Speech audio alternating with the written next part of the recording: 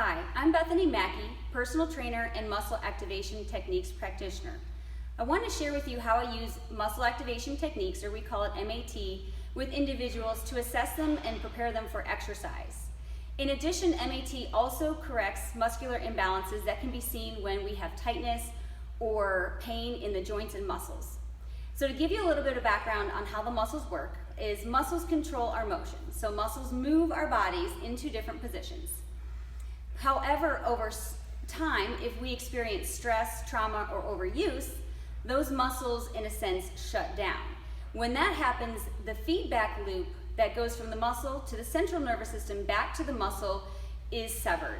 So that communication is disrupted, and as a result, those muscles that become inactive stop working and moving our body.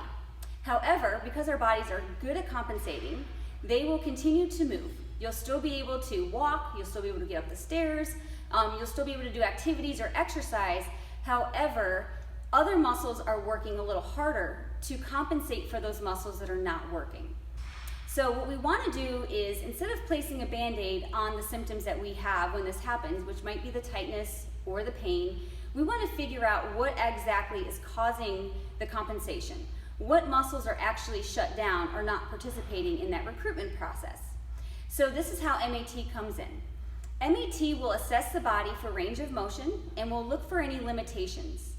From there, we will take those limitations and test them to see if the body is actually weak in those positions.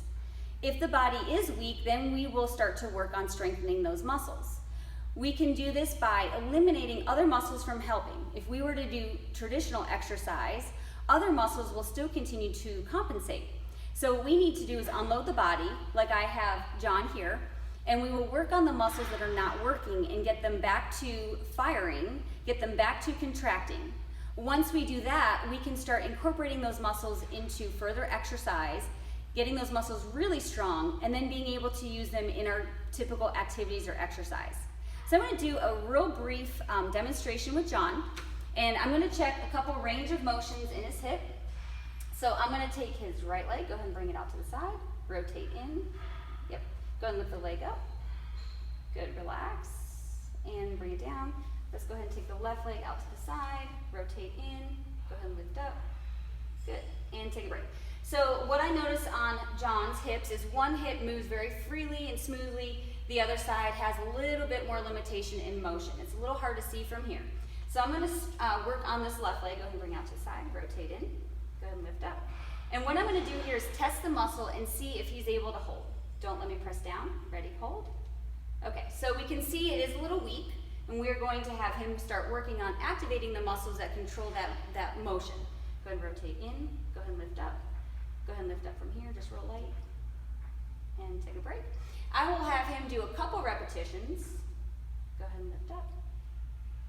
And relax. And once we go through that process and we start working on those muscles, we will retest to make sure that muscle is now firing and strong.